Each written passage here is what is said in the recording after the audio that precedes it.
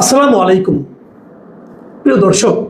আজকে আমি অনলাইনে একজন পুলিশ কর্মকর্তা, সম্ভবত ওনার নাম মোহাম্মদ আব্দুল মাবুদ, উনি রংপুরের পুলিশ কমিশনার।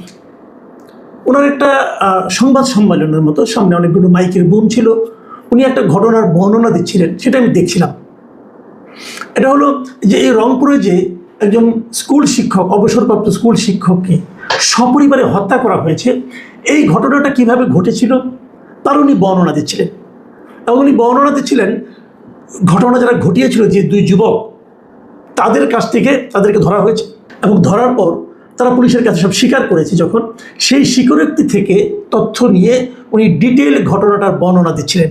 মানে আমি কি বলবো, আমি যতটুকু পেরে দেখেছি, মানে আমি আর দেখতে পারিনি। এবং ঘটনার বর্ণনা দিতে যে এই মাবুদ সাহেব যখন নিজেই কান্না করছিলেন, একটা শিশুকে হত্যা করা হয়েছে, ক্লাস 5ম শ্রেণীতে পড়ে, তার সঙ্গে উনি তার নিজের সন্তানের একটা মিল খুঁজে পেয়েছেন। দেখুন, ওনারা পুলিশ, কিন্তু ওনারা তো মানুষ, তাই না?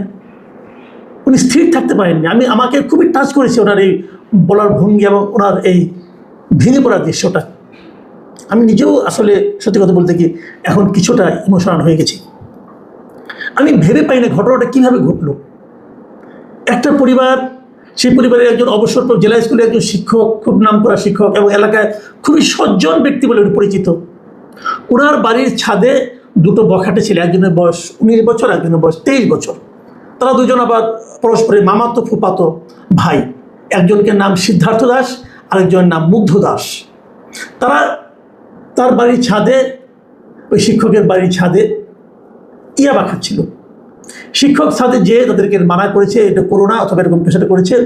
শিক্ষক ঘরের পোশাকে ছিল, লুঙ্গি এবং গায়ে একটা গামছা ছিল, সেই গামছা দিয়ে পেঁচিয়ে লোকটাকে হত্যা করা হয়েছে। এবং এই শব্দ যখন নিচে গিয়েছে, নিচ থেকে ওনার স্ত্রী উঠে এসেছেন, সেই স্ত্রীকে সিঁড়ির মধ্যেই ওই গামছা দিয়ে পেঁচিয়ে তাকেও হত্যা করা হয়েছে। এরপর তার কন্যা ইউনিভার্সিটিতে পড়ে, সে উঠে এসেছে, তাকেও হত্যা করেছে এবং তাকে দড়ি দিয়ে পেঁচিয়ে ভয়ঙ্করভাবে তার চোখ দুটো বেরিয়ে আসছিল। এবং তারপরে সেই বাসায় ঢুকে তাদের একটা শিশুপুত্র ছিল, ক্লাস 5-এ পড়ে, তাকে হত্যা করা হয়েছে এবং তার লাশ খাটের নিচে পাওয়া গেছে। তার মানে কি, তাকে হত্যা করে হয়তো সে লুকিয়েছিল খাটের নিচে, জানি না কি হয়েছিল। তারপর তারা ঠান্ডা মাথায় ওই বাসায় ছিল, ওই বাসায় বসে ইয়াবা খেয়েছে, লুটপাট করেছে, পুরো ঘটনাকে ডাকাতির চেহারা দেওয়ার চেষ্টা করেছে এবং তারপর তারা বাসা থেকে বেরিয়ে পালিয়ে গেছে। কি ভয়ঙ্কর একটা ঘটনা! এই ধরনের ঘটনা কিন্তু আমরা প্রায় দেখছি। আমি আরেকটা ঘটনার কথা বলি, মানে দেশে এগুলো বলছি এই কারণে, দেশের আইন শৃঙ্খলা পরিস্থিতি কোন পর্যায়ে আছে এটা আপনাদের একটু ধারণা দেওয়ার জন্য। এগুলো সবই আপনারা জানেন, তবু বলছি। ব্রাহ্মণবাড়িয়া কয়েকদিন আগে কি হলো, গত এই মাসের 18 তারিখে, আজকে থেকে 4-5 দিন আগের কথা।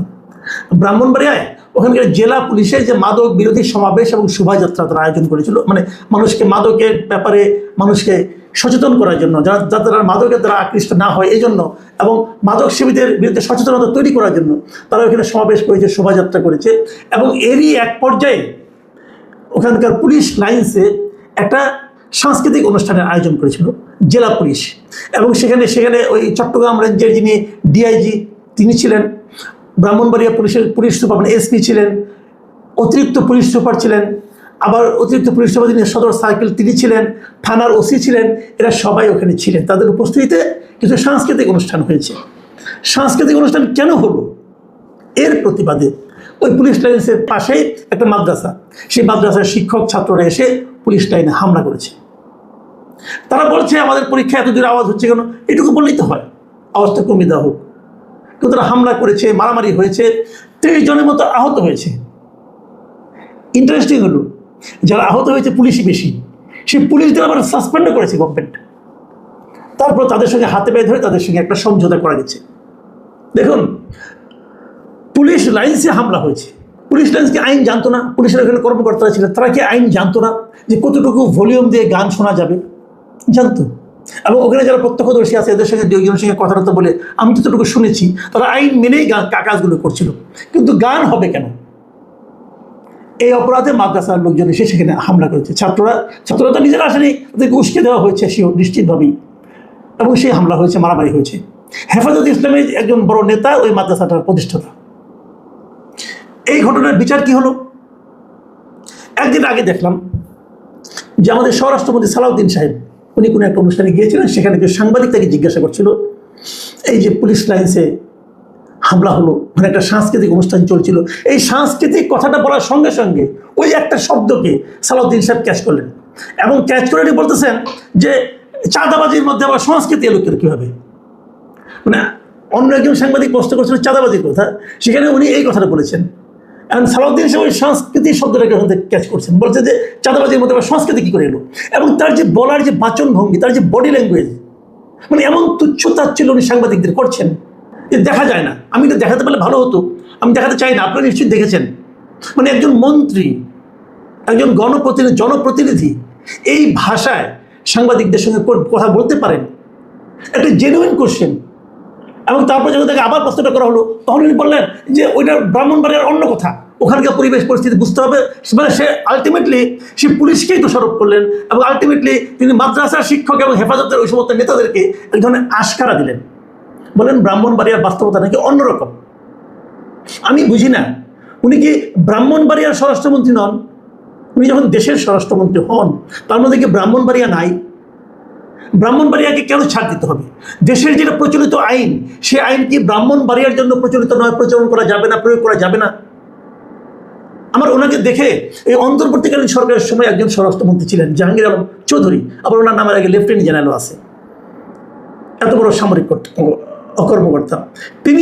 তাকে একবার এরকম জিজ্ঞাসা করা হয়েছিল, উনি আমার একই সঙ্গে কৃষিমন্ত্রীও ছিলেন। উনি তখন বললেন যে না, আমি এখন এটা নিয়ে কথা বলবো না, পেঁয়াজের দাম কেমন বলেন। মানে আমি দুজনের মধ্যে একটা মিল খুঁজে পেলাম যে এমন অথর্ব অকার্যকর ব্যক্তিকে এমন গুরুত্বপূর্ণ সেন্সিটিভ জায়গায় কেন বসানো হয়েছে, এই জিনিসটাই আমি বুঝতে পারি না। দুদিন আগে দেখলাম সরকার মন্ত্রিসভায় একটা পরিবর্তন আনলেন, যে জায়গায় একজন প্রতিমন্ত্রী আছে সেখানে আরেকজন প্রতিমন্ত্রী দিলেন। ছোট ছোট মন্ত্রণালয় যেখানে একজন মন্ত্রী যথেষ্ট, সেখানে আবার প্রতিমন্ত্রী ঢুকিয়ে দিলেন। তো স্বরাষ্ট্রমন্ত্রী তো পারছেন না, ওনারা এখানে একজন প্রতিমন্ত্রী দিতেন, অথবা ওনাকে সরিয়ে দিতেন, ওনাকে আপনি উপদেষ্টা বানাতেন। এই সালাউদ্দিন সাহেবের চেহারাটা না আমি ঠিক চিনতে পারছি না।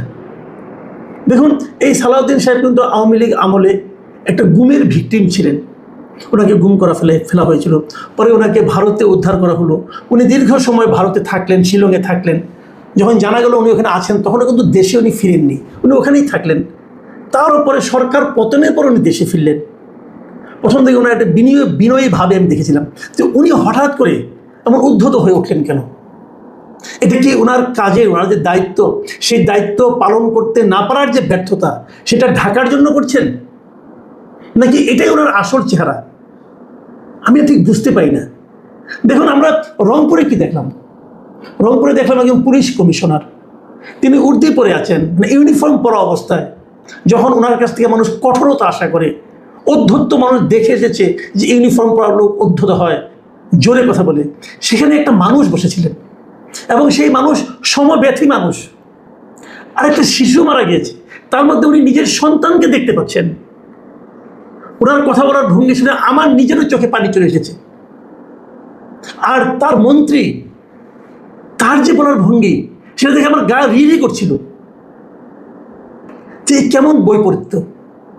দেখুন, একটা কথা আমি বলি, দায় কার? আমি যদি রংপুরের কথা বলি, এই দায় কার? আপনি বলবেন তো স্বরাষ্ট্রমন্ত্রী কী করা আছে? উনি কি জানতেন ওই সময় ওরা ওখানে যে ইয়াবা খাবে? উনি কি জানতেন ওই সময় এই খুনগুলি হবে? না, উনি জানতেন না। কিন্তু একটা কথা ভাবুন তো, এই যে নৃশংস হত্যা, এই ছেলেগুলি কি পেশাদার হত্যাকারী? তা কিন্তু নয়। ঘটনাটা হয়েছে, ইয়াবা এমন একটা নেশা, ইয়াবা খাওয়ার পর, ইয়াবা সেবন করার পর মানুষ আর মানুষ থাকে না, মানুষ তখন পশুতে পরিণত হয়। তো আমার দেশে ইয়াবা আসে কেন? ইয়াবা কি আমার দেশে উৎপাদিত হয়? আমাদের দেশে কি ইয়াবার ফ্যাক্টরি আছে? সরকার কি ইয়াবা ফ্যাক্টরি লাইসেন্স দিয়েছে? ইয়াবা কি করে চলতে পারছে? থামানোর দায়িত্ব কার? আমার, আপনার, নাকি সরকারের পানি সম্পদ মন্ত্রণালয়ের, সরকারের ধর্ম মন্ত্রণালয়ের, নাকি সরকারের স্বরাষ্ট্র মন্ত্রণালয়ের? বলুন। এটা স্বরাষ্ট্র মন্ত্রণালয়ের দায়িত্ব। স্বরাষ্ট্র মন্ত্রণালয়ের দায়িত্বটা পালন করতে পারছে না।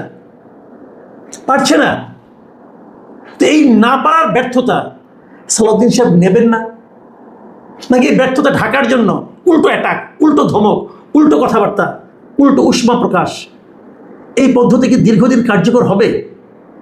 এই যে ব্যর্থতা, এই ব্যর্থতার শেষ পর্যন্ত দায় যে কার উপর চাপবে? লোকে কিন্তু সালাউদ্দিন সাহেবের কথা ভুলে যাবে, এই নাম ভুলে যাবে। উনি যতই নিজেকে জ্ঞানী হিসেবে প্রচার করেন না কেন, বাংলাদেশের মানুষ ওনাকে মনে রাখবে না। উনি কেউ না, আসলে তারেক রহমান না থাকলে উনি কেউ না।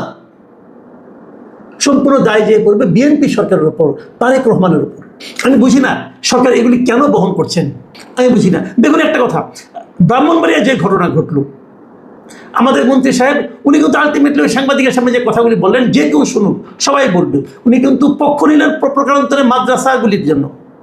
বললেন যে ওখানে নাকি ভিন্ন পরিবেশ, সারা দেশে এক পরিবেশ, ওখানে ভিন্ন পরিবেশ থাকবে কেন, থাকতে দেবেন কেন আপনারা? তাহলে আপনার কাজটা কি ভাই? ওই বড় বড় আইনের দার্শনিক বক্তব্য কপচানো? আমি আশা করব এই সমস্ত বিষয়গুলো ওনারা আরেকবার ভাববেন। আমি প্রধানমন্ত্রীকে বলবো, আমি মাননীয় স্বরাষ্ট্রমন্ত্রীকে বলবো, আমি স্বরাষ্ট্রমন্ত্রীর প্রজ্ঞা জ্ঞান এর আমি বিশেষ ভক্ত, ওনার কথাবার্তা আমার খুবই বুদ্ধিদীপ্ত মনে হয়। আমি ওনাকে বলবো, ভাই মাটিতে পা রাখেন, প্লিজ মাটিতে পা রাখেন। আপনি কিছুই হয়ে যাননি। এই দেশে অনেক বিশাল বিশাল পার্সোনালিটি, অনেক বিশাল বিশাল লোক আমরা দেখেছি যারা মানুষকে মানুষ মনে করতো না। কোথায় তারা এখন? একবার ভাবুন, আপনি তেমন কিছু হয়ে যাননি এখনো। এই দেশের মানুষের সেবা করবেন, এই দায়িত্ব আপনি নিজে থেকে চেয়ে নিয়েছেন। আপনাকে হাতে পায়ে ধরে আমরা দেইনি দায়িত্ব, বরঞ্চ আপনি আমাদের হাতে পায়ে ধরে এই দায়িত্ব নিয়েছেন। দায়িত্ব পালন করুন। পালন করতে না পারলে দায়িত্ব ছেড়ে দিন। ছেড়ে দিতে না চাইলে দায়িত্ব পালন করতে না পারার যে অপরাধবোধ, সেটা আপনার চোখে মুখে ফুটে উঠুক। এটাই হলো আপনার কাছে আমাদের চাওয়া। আপনার অধ্যত্ব আমরা সহ্য করবো না। প্রিয় দর্শক, আমি ব্যক্তিগতভাবে একটু হতাশ এবং একটু আবেগাক্রান্ত। দেশ এভাবে চলতে পারে না। কথা পরিষ্কার ভাই, আইন শৃঙ্খলা বলতে কিছু থাকবে না। আগের সরকারের মব চলতে থাকবে, মাদকের স্বর্গরাজ্যে পরিণত হবে, যা ইচ্ছা তাই করবেন সবাই, আর সেটাকে আমাদের মেনে নিতে হবে। এটা হবে না ভাই। এখন এ পর্যন্তই। আল্লাহ হাফেজ।